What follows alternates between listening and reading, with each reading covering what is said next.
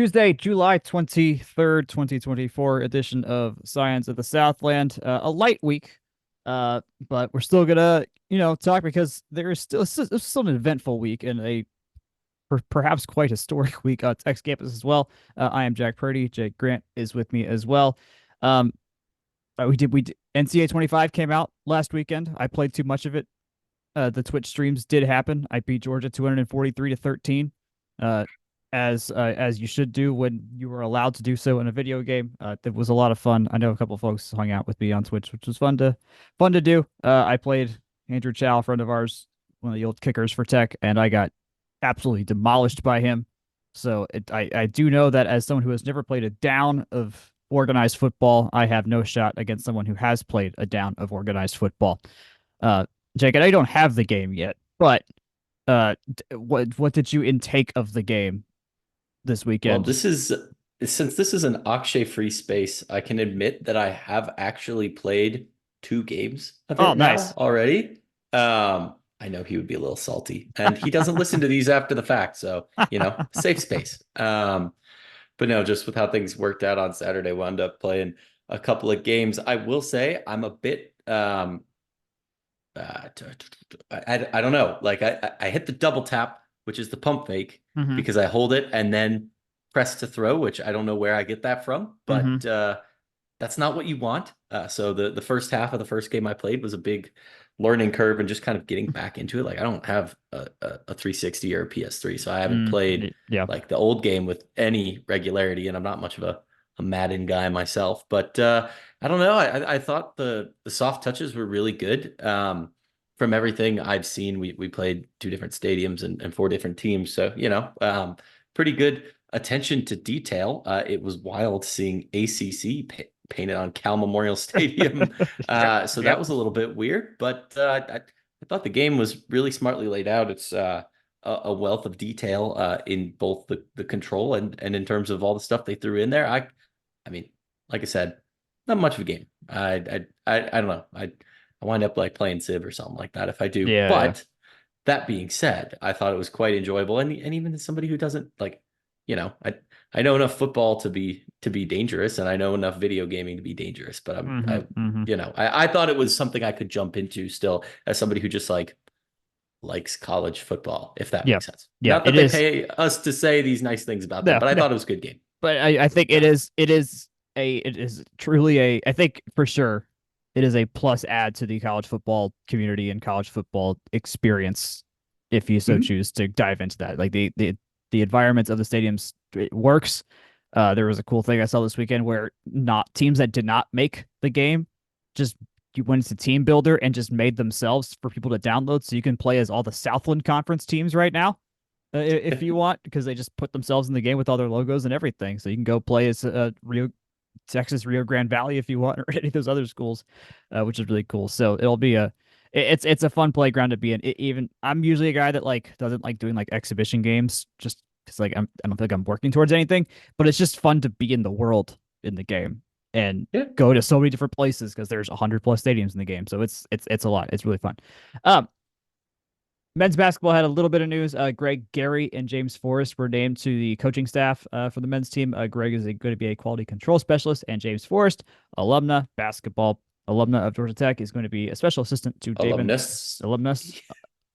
I Alumna are women. We are alumni, alumnus. My Latin conjugations are not up to speed right now.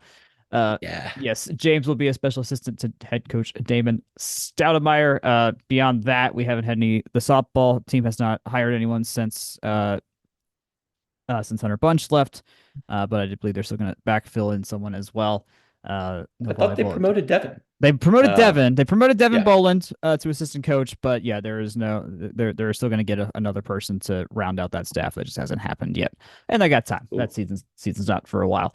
Um, so the main bit of news is architecture related, and we're going to go on both sides of this topic. We posted on our Facebook and our Twitter, and if you've read the Georgia Tech Daily Digest today, you have seen that the Brittain Dining Hall is closing permanently. Uh, there is no word on the building's future in terms of what they're going to do with it, what's going to happen, but the nearly 100-year-old building is going to be closed. There are plans to made to redesign the building, but that's all very, very early stages. Nothing really to know here. I want to read Ryan Green's quote, the senior director of tech dining. He says, "We understand that Brittain Dining Hall holds a special place in the hearts of many, and its closure is a significant change. Our team is committed to ensuring that the transition is as smooth as possible, and we are excited about the enhanced services and options now available to our students." Uh, this was kind of a surprise to me. Jake, I know we Yeah. both had plenty of meals at Brittain. Every tech student that has gone, everyone that's gone through tech has had plenty of meals in Brittain Dining Hall. You can't go there without, you can't be at tech without going to Brittain many, many times.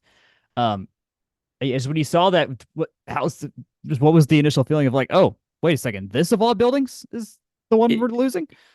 yeah, and that's where I think you and me being West Campus folks would be well suited to have an Akshay on just for the the live memories, the Yeah, living history. That's a weird thing to say about a dining hall that was yeah. open, maybe is still open for another week. I can't remember what the exact timeline is, but all that to say, um, heck of a spin zone to call it enhanced services and options. When not only is Britain closed, but if you're athletes or if you're our age or older tech folks, like I remember being able to go into the Edge dining hall. Yeah, yeah, yeah. So you're losing two and saying, hey, we got a couple more. It's a 350 seat space, and you put 150 seats at North Ave. That's not an enhancement. That's a detraction, a minus, a subtraction in every sense of the word. And this doesn't even get into where my personal sensibilities lie with the sentimentality and just the physical space much more than the food. I went there for lunch as like a weird treat when I happened to be on that side of campus. Mm-hmm, I mm-hmm. didn't I only really had the unlimited dining or freshman dining or whatnot that first year, so I wasn't too frequent in any of the options after that. But say what you will about the food, burritos, burgers. If it started with B, you get it at Brittain. Everyone's got their old saws about what you wanted to eat there. But the fact that it's saying that it's too expensive to maintain a building that was just renovated, what, Oh, 7 15, was the 16 last years time. ago? Yeah. Yeah. There has to be some sort of, hey, like there's some sort of capital P problem, or you get into the like, there's so many people running tech dining, like they couldn't Yeah. figure out how to keep a historically significant space there. And that's what really gets me. And we are absolutely about to dig more into this. The Yes. historical significance of this building Right. is, you got Tech Tower and all that, but in terms of architectural significance, this is, dare I say, a top three building. Like Yeah. I don't know, just given the landmark of the architects themselves of the CRC, that has to be included. Tech Tower is iconic, but I put Brittain is certainly in the top five in Yeah. terms of significant buildings on Yeah. campus. It is the ambiance of that building is of the best on campus. Like Hmm. you can relax in there. Like the stained windows like really do provide kind of just a very unique setting and environment that you can't really get anywhere else Hmm. on campus, which can be massive for people. Yeah, just some quick facts about the building to kind of establish what we're talking about when we say historical significance. It was built in 1928, named after Tech President Marion Brittain. Uh, Primary meal location for freshmen on East Campus, especially when that's the only place that freshmen were living before West Campus even existed. It was renovated 4 different times in 1964, 1996 for the Olympics, of course, 2002, and 2007. Most recently, I mentioned the stained glass windows. Those were made by Julian Harris, who is a tech alum from Carrollton, Georgia. Hmm. I learned this today, but there's busts of famous scientists around the building, and I did not realize this. Yep. I'm going to read off this list because it's going to make a lot of sense that we have this: Leonardo da Vinci, Luca della Robbia, Eli Whitney, Thomas Edison, Michelangelo, Archimedes, Antoine Lavoisier, Isaac Newton, Aristotle, and Charles Darwin. So a fun Yeah. little part, just a fun little thematic thing going on there. I asked a rising sophomore that I know at on campus right now. I was like, how are people enjoying the place now in terms of like, is the food all right? Like, people actually like being there, and it's still a crowd favorite as far as I know. The food may not be Well, like perfect, and honestly, it's nowhere on campus right now. Uh, but people still love going there. And I don't know, like the traffic wasn't terrible all the time. but it was a place to be, which was important. Like it was a good third space for campus. I think I it's was something. waiting until we got to the third space commentary. But I it's but true. It's yeah, true. And I don't want to just before we get too far past it, I do want yeah. to circle back around. It wasn't just Julian Harris who was involved with the stained glass. It was in basically every department that existed at the time contributed to it. You had Hmm. ceramics and the various ceramic parts. You had mechanical engineering, wrought iron for the fixtures. Of course, you had Harris's stained glass. Architecture was involved in the physical design of the building. Hmm. Brittain is significant in that it was essentially a senior, not senior design project, but a design project, a interdisciplinary, to use a buzzword that everyone's Mm. crazy about these days. It was an interdisciplinary project that brought together every extant part of the institute or the Georgia School of Technology at Hmm. that point, which cannot be understated. I couldn't find a specifically defined list of buildings that wasn't Wikipedia. No offense, Wikipedia, in terms of architecturally significant building. But given its 1928 construction, the parts that go into it, and named the finest dining hall in the South, and all that, in the English collegiate Gothic, all that Hmm. detail, I would be hard pressed, very hard pressed to see how that, if you got Smith in the mix there and Savant and things like that, Hmm. how Brittain wouldn't be a building of significance in terms of that Right. designation. Yeah, truly one of those things where it's just like it's not just numbers on a spreadsheet at the end of the day. Like I know that there's a big administration. And I want to put emphasis on big. The administration is bigger than it's ever been. But at the end of the day, like it's about serving students the best. And between that and like the alumni nostalgia, historical significance, the Hmm. just longevity, I don't get how all those soft factors can be ignored. And if they've got plans for the future, one, they should. If you let that building go derelict, that's a crime. Yeah. Not actually a crime, but you know what I mean, Right. a Right. spiritual Right. offense. And yeah, if they've got alternate plans, like we kind of alluded to, or the quote alluded to, I can't remember what the solidified version of that was, but yeah, speak up. Like I want to hear what they're wanting to put Yeah. in there. Like with Woody's, they put in some like create X spaces and Yeah. things like that after that dining hall closed. Don't love it, but I mean that It's also something. It's is a something. space that needed, Yeah. they Yeah. needed space. So go in there, but just something, anything would Yeah. I be have. positive, even if it's just an East Campus like little student center type of Right. deal. Like Right. that's something that's necessary. Yeah. I think. I have no doubt they're going to do something with the building. Like they said, I mean, the article does say like they're going to close the decision. They're closing the facility while plans are being made to redesign the building. Of course, that could be literally anything. It may be they Yeah. don't redesign the building. We don't know. But knowing it's tech, they're not going to. They're going. It is not in our spirit to inefficiently use a space. Also, especially nowadays with how they've been building things and how they've thought about new construction on campus. So I think it'd be fair to assume that it's going to be at least something beneficial down the line. Uh, Talking about what this does though in terms of dining, because it is just that and North Ave Dining Hall on the East Campus side in terms of, or that was on for student food. So what they're going to do is North Avenue Dining Hall is going to be a 24-hour place that has not been ever before. Um, and they're going to put more seating in there that's ADA compliant, more outdoor seating as well, which is great. Uh, there is a to like more of a to go food program where people or where students can take meals out. Some of the retail is going to be open longer, notably our Dunkin' Donuts and Jimmy John's that are on that are near the student center. They are starting a robot delivery service this fall for on-demand meal delivery. I don't know what kind of robot this is going to be, if it's like one of those classic Boston Dynamic dog robots or something I think else. it's one of those rolly boxes that Probably that. gets to be called a robot. Probably that. Yeah. And they have this new concept called the missing tea, which is basically late night dining, and where I guess it's a ghost kitchen, and you get stuff late night like burgers and stuff like that. So I guess kind of filling in. I don't know. I assume Juniors was open late night because it seems like the place that would be open late night. But if not, that kind of food is I think is kind of the spot there. Um, and there will be and Burns executive chef moving to North Ave. So this does mean there are a fewer physical spots for students to have uh on campus food on the East Campus. But they are have multiple ways to try and combat this, but we won't really know for, I mean, granted, we're not students. This doesn't really impact us, but we'll find out by the end of this fall if these plans work. At least from my personal experience, and probably yours as well, tech dining was not exactly hitting 1,000 in terms of their execution of plans and feeding folks, but we'll see how it goes. It'll be very interesting. It's a curious problem.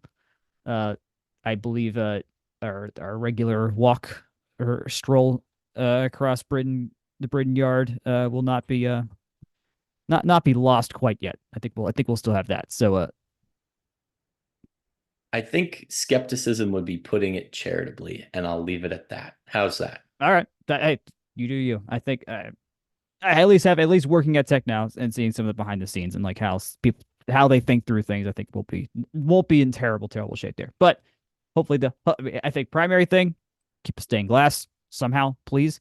I think it will be cool if this building turns into a building that people can access without a buzz card to go eat there, and like more folks can like go and experience it. I know there was a couple that tech put out that was saying like they like used it for like their wedding reception and stuff like that. So like there's a major event space possibility here if they can finagle it. But I don't know. I don't know. It'd be cool. I'm curious to see what they think about this and how those discussions go.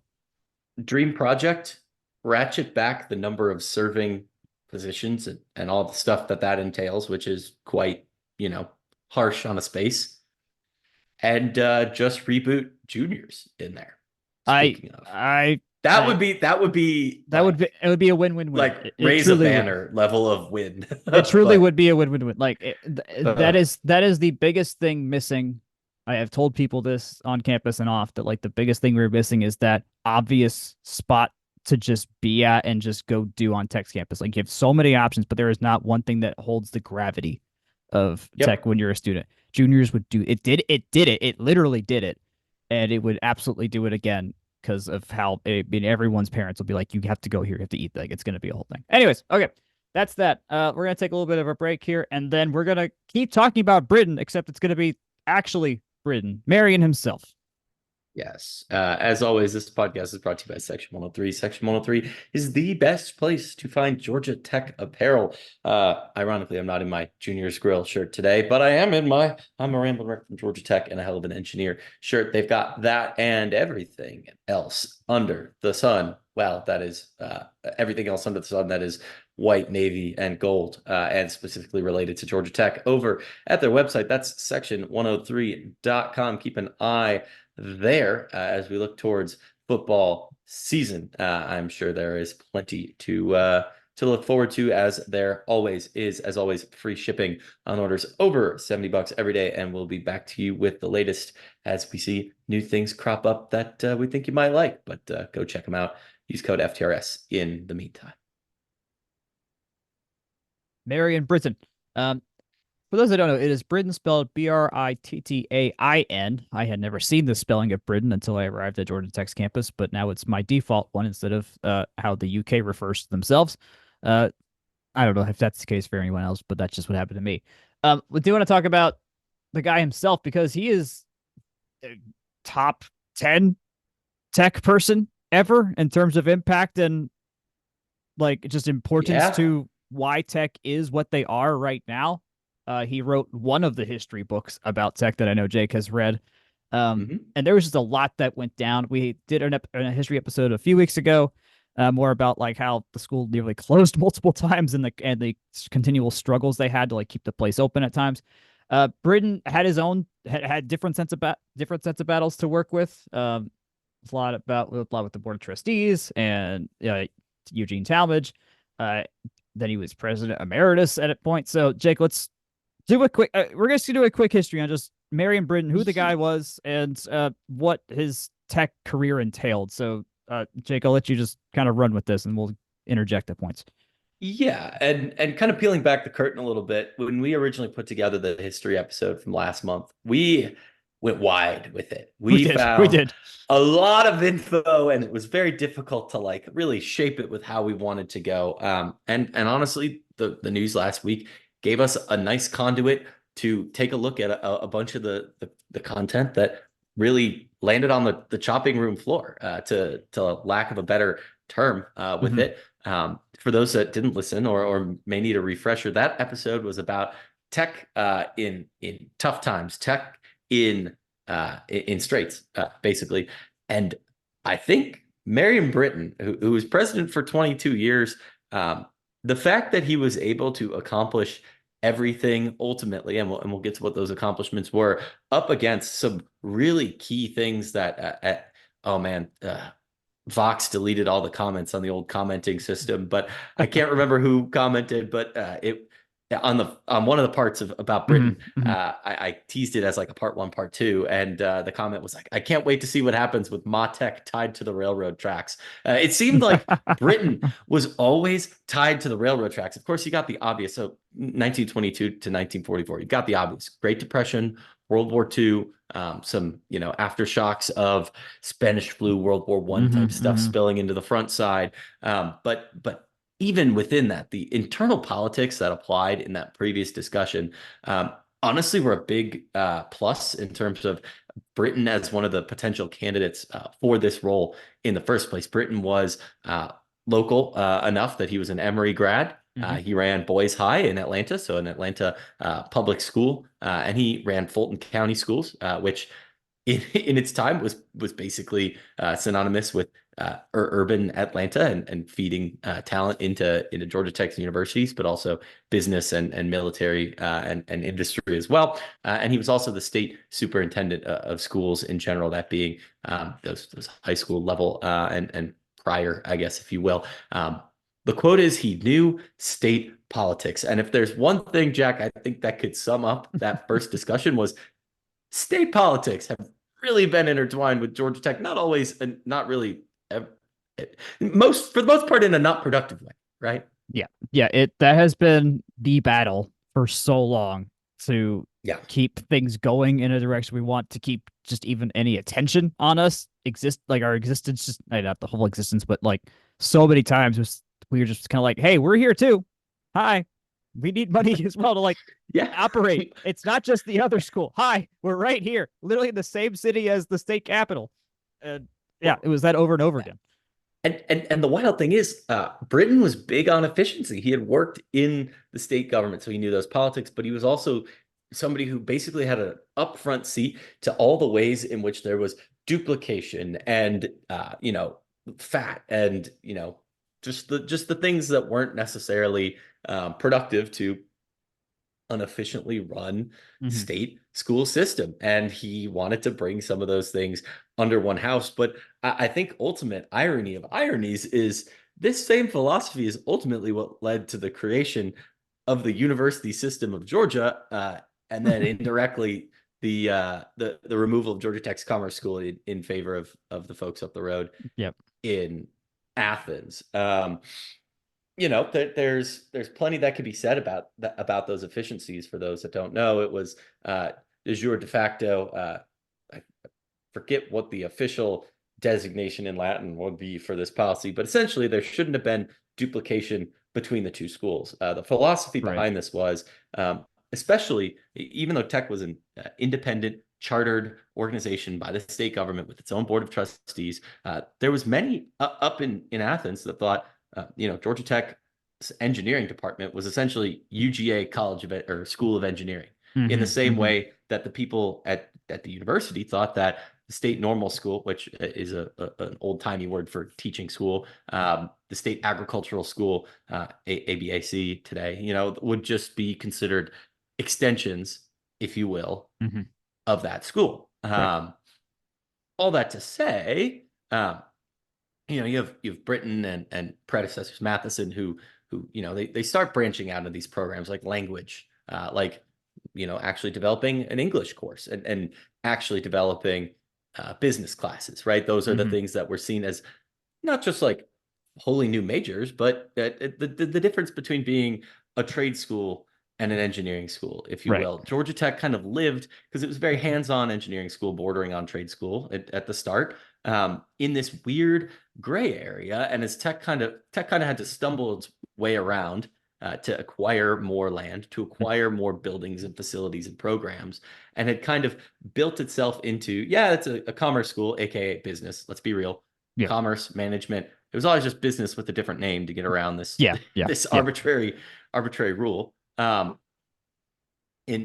Georgia Tech has kind of carved out a niche, and I think it had some dormitories, it had some dining halls and things like that. But ironically, if you will, Brittain Dining Hall itself as the centerpiece of a residential campus on that east side of the school there is almost emblematic, and you can see the like it was a statement, right? It Yeah. was, and it wasn't named after Britain at the time, but it was a statement of saying, hey, like Georgia Tech is a school. They built it deliberately very traditional, right? It's that English collegiate Gothic. It's brick, not maybe it's like the big Oxford stone Right. type Yeah. vibe. You know what I'm talking about. It's that same concept, but with its own southern flair. Like you can tell it's not a Yes. northeastern or a British looking school building. Yeah. Yeah, exactly. And of course, there's plenty of things that happen over the period that not only give tech an independent identity, sports, big part of that, its Yeah. own board of trustees and all that, but it's really Georgia Tech lives at this weird intersection when he becomes president. And ultimately, the thing he first starts championing and is brought in to help kind of do it first immediately results in tech losing independence for itself, right? Right. And the creation of what is, the modern university system of Georgia. It's wild that he he gets us to a weird point. All the little battles keep going at the same time. Um, Losing the commerce school is wild. Thank God we got it back because literally that's my degree. And then let's talk about the caulking affair for a little bit because this was a thing, and I think gets us into the whole state really dives into the state politics side of things and where Eugene Talmadge specifically just does a few things here that aren't great, and it has some effects. It has some effects. Well, and I think most people who would be this deep into a history podcast about Georgia Tech would be familiar with, losing the Commerce School and maybe even the dissolution of trustees, which, by the way, we got to do like a full episode at some point, just going through the letter that the last board of trustees sent to Tech, because it is a doozy. But that's for another time. Yeah. But the caulking affair essentially represents the ultimate progression of that centralization in the university system to the point of detriment for its schools. Because essentially what Talmadge did, he had a lot of terrible opinions. I'm just going to straight up say it. The guy was not good. No, he was not good. He Not a good was guy. basically every bad ism that you could roll into one, Yep. including against like out of state, out of out of Georgia, Mm-hmm. other like WASP Americans, which that's a I'm gonna quote you here. I have your rear review up from a while ago, but this does the trick. It says Talmadge, an esposer of laissez-faire government policy, instead was morally reprehensible. Deceit swindler who repeatedly abused or outright stole financial benefits from his constituents in order to manipulate his futures, take trips to the Kentucky Derby, and pay his family members. When alerted of the hog price scandal, the state house declined to impeach him, electing instead to sue him for compensation. And when Governor Richard Russell referred the suits to the Attorney General, he refused to pursue legal action against Talmadge, who was wildly popular in rural areas due to some of his policies and soapbox newsletters. Oh, and I didn't mention the whole white supremacist thing yet. It's Yeah, he was the commissioner of agriculture before he was governor, for perspective there. But basically every bit of corruption in government plus bad, morally reprehensible ideal you could put into a person was this guy. yeah, yeah. With the ultimate irony of high levels of state control, but in a maintained systems of oppressive power kind of way. And Yeah. I'm not going to pretend to be the best, most educated person about speaking about said systems. It's the article Jack citing, I was actually looking at the same paragraph. So great minds. Yes.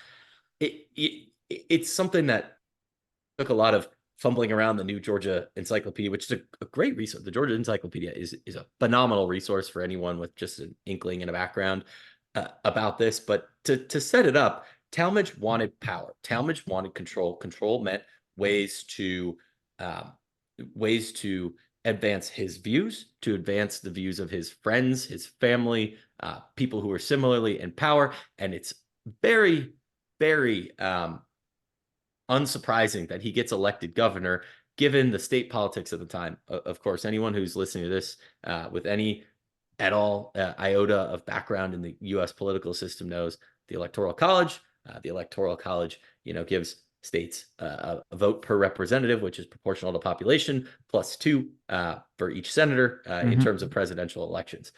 At the time, the state of Georgia had a system called the county unit system, wherein each county, and there's a lot of counties in Georgia. Think about how many, especially back in the day, small counties, couple towns, not too many people. Each county by default got 2 votes. The middle tier got 4, and the big urban areas got 6. And this is not in the day where Atlanta sprawls over. I don't even know off the top of my head how many 31, 32 counties I think are counted in the Atlanta, Athens, Sandy Springs, greater Yeah. combined statistical area. Define the MSA a little bit different. But this is essentially a time when DeKalb and Fulton were the entirety of the metro Atlanta area. Right. Still pretty similar population in those core counties as there is today, to be quite honest, just because of the changes in density and how the city has evolved over the years. But together they got 12 votes, immediately canceled out by downstate. And these are the people who love Talmadge. And ultimately, this centralized USG system essentially means he has one board that he needs to control in order for it to basically do his bidding. Is Mm-hmm. that an okay place to land this, Jack? I think so. Yeah. And how basically we got we lost our accreditation Yep. when it was all not just us, the entire state. We're talking at the time Yep. Tech, GCSU, Valdosta State, UGA, Georgia Southern, Georgia Southwestern State, Middle Georgia State, North Georgia, West Georgia, and South Georgia State all lose their accreditation because of this guy. And this is what Britain has to deal with. Uh, Yes. and that's not good when you lose your accreditation as a at this point already very well respected engineering school in the country. And the reason he did it is because he wanted to exert control and weed out political opponents, Yeah, and how this is the quote of the word, foreigners. Ugh. yeah. A derisive term for foreigners and differing opinions from the governor elect. Essentially, the deans of Georgia Tech, Perry and Skiles, you may know them from their buildings. Mm-hmm. Mm-hmm. um, they they essentially aligned the governance structure of Georgia Tech with that of the governance structure of UGA against Talmadge, Mm-hmm. who was leading UGA at the time, and I think USG in conjunction with that as well, is Sanford, who you may know from his stadium. Yes. So these are big, important, USG, Georgia Tech folks who are all aligned here. His first action was to nominate actually a Georgia Tech grad to be the vice president of Georgia Tech. Red Barron was a 3-sport varsity athlete at Tech. He won 3 conference titles. He was a multi-sport, all Southern, all American. He played pro ball. But and this I thought was amusing. Tech students were not only aware of this nomination, but also the problems of Talmadge, that they started a demonstration through town holding signs that say, "I'm a rambling wreck from Talmadge Tech," which I think just is entirely emblematic of this entire situation. Yeah. Talmadge, very shortly after, wound up in Athens at a Board of Regents meeting. Also, the location of the Board of Regents and its makeup shows that it was very much dominated by UGA. Separate issue. But basically, the Dean of Education at UGA, long story short, basically showed Talmadge the hand. And that is what got Georgia and its various schools, USG and its various schools, de-accredited because the president of what is now Georgia Southern came to his side. It was a whole mess. Yeah. Talmadge basically tried to, I guess, in as many or as few words as possible, fire everyone without cause. So no mass accreditation for the entire state. Nope, not good. All in all, So that's I think it's a very good view of like what crap Britain's dealing with on a external level. Internally, uh, as I mentioned with I think it was Matheson and we were talking about in our last history episode, so many buildings also he gets done here. Critically, the aerospace school shows up under him. So one of the six colleges is private comes the Guggenheim Aerospace. Oh, I forgot the exact wording, but Guggenheim's building comes while he's here, and then this is the other list of notable buildings and additions that came while Britain was president. The Grant Field East stands, and Emerson annexed to the chemistry department. The Harris building, the south part of Grant Field, the Army headquarters building, Brittain Dining Hall, the Rose Bowl field where the football team practices now, Cloudman Hall, the Naval Armory, Techwood Dorms, another chemistry annex, the Heisman Gym, the Civil Engineering Building, which I guess now is the old Civil Engineering Building, if I had Yes. to, yeah, I figured it'd be that. The Engineering Yep. Drawing Building, the Harrison Hall, the Engineering Experiment Station, which in itself has a massive history, the Athletic Yes. Office Building, and another chemistry annex. All this between 1924 and 1942. Um, there's a lot of very important and historic buildings here that fall directly under his purview, which I think adds a lot to like why he was so important to campus, was establishing so many of what became just a platform for Texas existence and physical day-to-day operations. Well, and you'll notice that if you list out the years of all these, which I'm not going to do because that would be very boring podcasting. After Rose Bowl Field in 1929, Tech hits Cloudman Hall in 1931.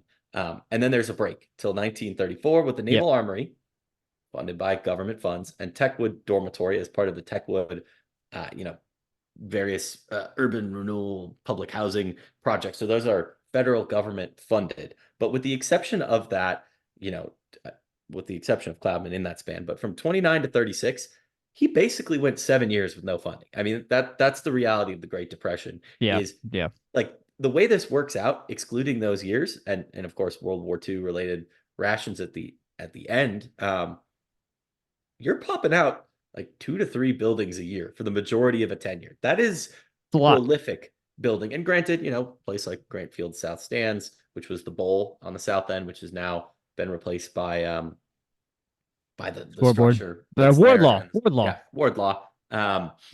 Wow, I don't know why I was blanking on that, but I was I appreciative forget it of the too. save. I forget it But too. like all that to say, they're not all still there. But the fact of the matter is, like, this is a whole campus worth of buildings, and to be quite honest, like, if you go through, just kind of, we listed out his many accomplishments before he got to Tech. By the time he was in 1941 and dealing with this whole cocking affair, like, that is an exhausting 20-year like span at Tech, Yes. Yeah. on top of a very accomplished career before that. The man did a lot. He did a lot. Did so much that when he tried to resign, he couldn't. They wouldn't. Yes. They wouldn't let him. Right? They're just like you stay there. Yeah.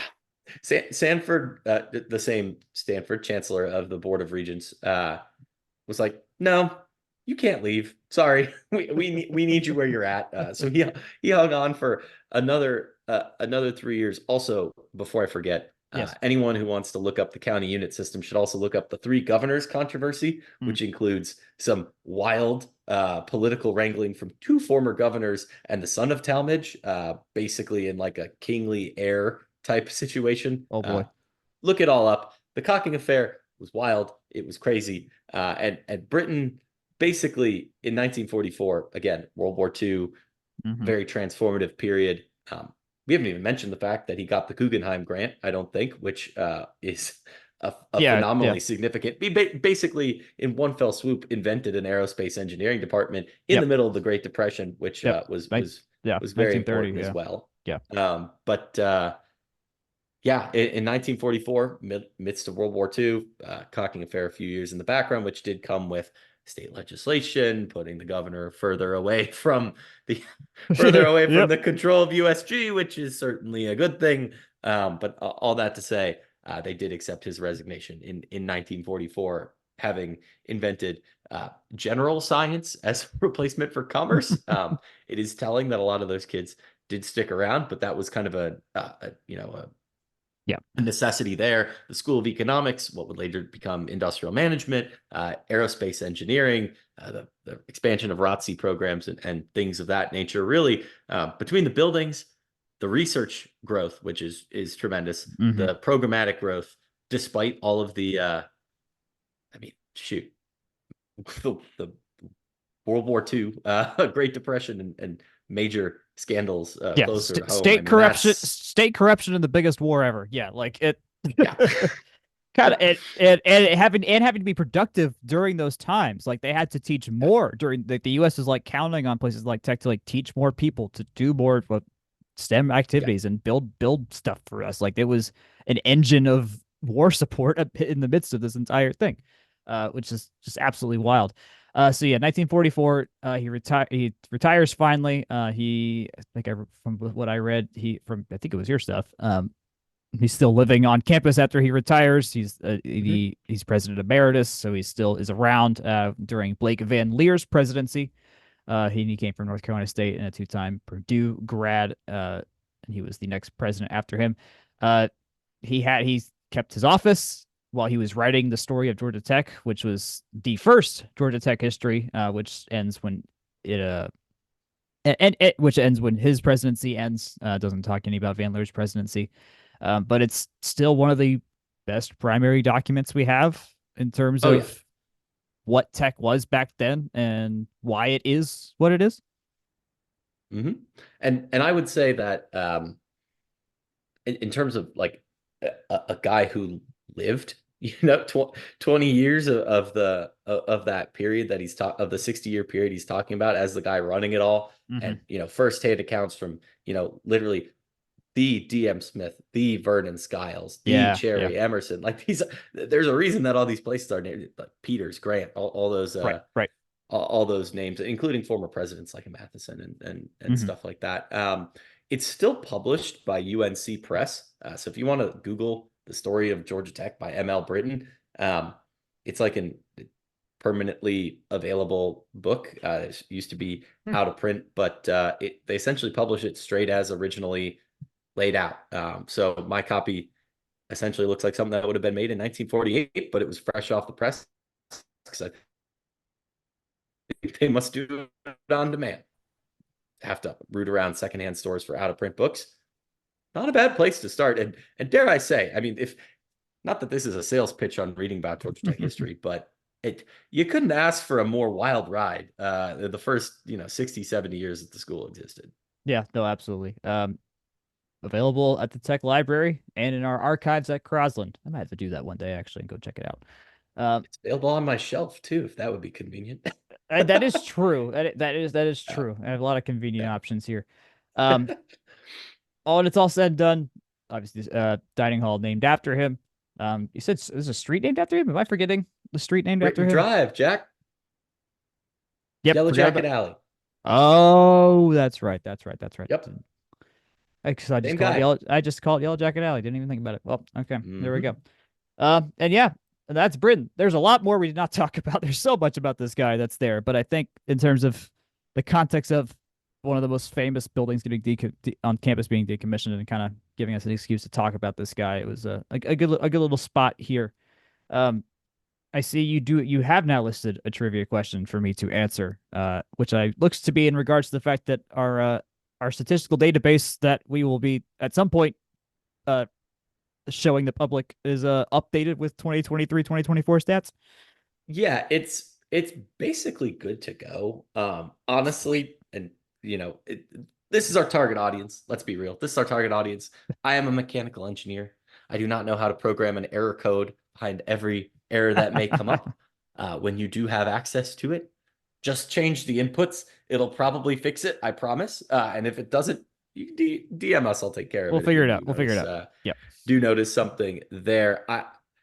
We can go into the 2023-2024 Georgia Tech results at some point. There's a ton of them. But because I just did this literally yesterday, I thought it would be, or maybe it was 2 days ago. I don't know. Some point. I thought it would be interesting to review this year's ACC title winning schools Okay. if you're up for it. Yes, of course, of course. Okay, cool. So in that case, I'm pulling together one more poll on my end, and I will have the last stat for you. But to start you off, do you know how many of the ACC's 15 schools won a conference title last year? How many won a conference title? The 15. Um, well, we didn't. Um, oh Lordy, that's a good way to put it. I know BC got another one finally. Sadly, So BC's getting up there. Yeah, they got their they one. got three total. They So got three. Oh my three. goodness. No, not this year. They have three Oh, total in their okay. entire time in the That's right. Okay, I conference. was like, I knew that. Like, okay, it was a little small. North Carolina Dolly got one. Florida State won in football. So there's at least three schools there. North Carolina, I think, won golf. Was Oh, it they won Wake? more than golf, but yeah, Yeah. Okay, so Carolina's in there. Uh, and didn't NC State win in basketball? I figured men's Duke's got basketball. yeah. NC State's got, okay. So I got four schools. I'm just assuming Duke won something. Um, Yep. and then okay, I don't. Oh, Virginia won swimming, duh, of course. Duh. Um, Yeah. yeah, that's a given. Uh, okay, I gotta think of all these sports now. I gotta think about. I'm just gonna pull up the website and just start thinking about sports in my head. There's a Uh, there's a shared volleyball title that's between right. Florida State and someone. Oh, Louisville. Okay. Oh no, Nope. Pitt got that. Pitt got that one. Okay, so there's seven. Okay, But it's you seven can back schools. into one of the schools that didn't win one with that answer as well. Oh, really? Okay, so I've got seven schools. Right, I could not tell you who won track and field stuff. Um, or gymnastics. I already said North Carolina. They won. They've had to won field hockey. I couldn't. Did Notre Dame win a soccer one? I know they're good at soccer. Notre Dame won three. They They won won three. men's Okay. lax, women's Oh, I was gonna fencing, and say women's lacrosse. basketball. I had to. Oh, it's right. They won women's basketball. That's right. Okay, I figured they had to win one of the lacrosse ones. Oh, I had rowing. No clue. I forgot who won softball, and I totally don't remember who won baseball. So I'm gonna go. I got to eight. So I'm just gonna. Sadly, I'm gonna. sadly, it's Duke in softball and baseball, Oh which God. ugh. Oh God. Okay. I'm gonna go with nine. Nine schools. The answer is actually 12 of the Oh, okay. 18. Yeah, I was surprised to see just how many. Syracuse snuck in with a rowing title. Ah, okay. So they got Clemson that one. had a men's soccer title. I believe they also won the men's soccer national championship. That's Pitt right. won a share of the volleyball title. BC Yep. had the lacrosse title that we noted. Virginia Tech did win the indoor women's track title, and Wake won Okay. women's golf. Those are all your singletons. UVA won two, FSU four, Notre Dame three, Duke three, NC State five, and UNC six. That leaves Five for the Louisville. Wolfpack. Wow. Yeah. Uh-huh. Well, we can unbox that. They've got between men's swimming, men's basketball. They had a Right. fun year. They did. I will This say. was this Men's truly was wrestling this was a great year to be a Wolf, to be part of the pack. Like just yeah. just the just making the Final Four in both basketballs alone, but they had the And success behind Omaha. it. And Omaha, Yeah. that's right. They had a year. They really had a year. Yeah. But Louisville, Georgia Tech, and oh my gosh, I should have noted this down more clearly in bold. Going down the list. Miami. Miami, yes, Miami. Which you might also think Georgia Tech and Miami, two of the fewest sports offered, period. So not Yeah. doing themselves any favors No, not at all. with that. That's an interesting list of schools to not have any. That uh, Uh-huh. that that really is. That really is. But oh well. Okay. Actually, well, you know what? Here's where Miami's lacking. It's that diving isn't counted separately. Oh, men's diving. If men's diving was its own sport, they'd They would probably win win that that every all the year, way. like That going they would. away. Yeah, they would. Yeah. I'm just gonna venture a guess, and I'm gonna forget that probably that I asked this, but just to throw it out there, that I think we are not going to have 12 victors this year, purely because Stanford exists. And it will be more like seven because Stanford's going to be able to show up and sweep up a few of those because they are Stanford.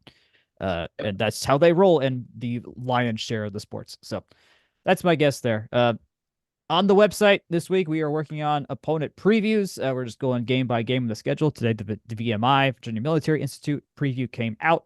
I know I got the Virginia Tech one I've got to write up on, but we're about to start digging into the rest of the ACC schedule. You can find the Georgia State, Syracuse, and Florida State opponent previews up already.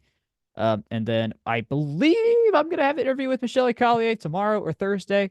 I leave for Paris, France on Friday, and so I will not be around next weekend. I will be hopefully spitting out some quick articles while I am in Europe as Jose Alvarado, Julia Bergman, Berke Saka, Chris Eubanks, and all the rest of our swimmers do their things at the Olympics. Hopefully Chris makes it at least past the first round. We know we're going to get at least three matches both from Julia and Jose because they get group stage stuff in their respective sports.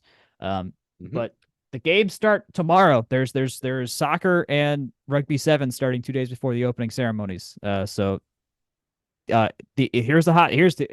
leave y'all with this. The pro tip is to get Peacock because they're going to have basically a Olympic version of Red Zone called Gold Zone. It's where you could, cool. and Scott Hansen from Red Zone is manning the ship for Gold Zone. So you're just going to be able to get 8 hours commercial free, uninterrupted Olympic coverage. What could be better? That's pretty neat. What could be better? What could be better? I guess what could be better is really good stuff from Section 103. Maybe that. I don't know. Jake, take us home.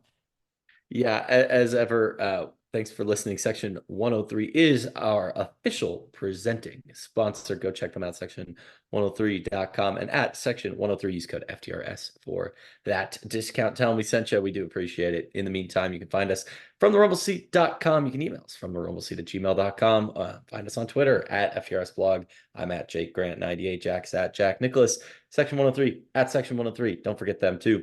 You can find us on Facebook, Instagram, and YouTube at From the Rumble Seat. You can find this podcast wherever fine podcasts are sold. Please, as ever, tell your friends. We really do appreciate it, and it's the best way for people to come find us. In the meantime, till we see you next, good night, good luck, and go Jackets. Au revoir.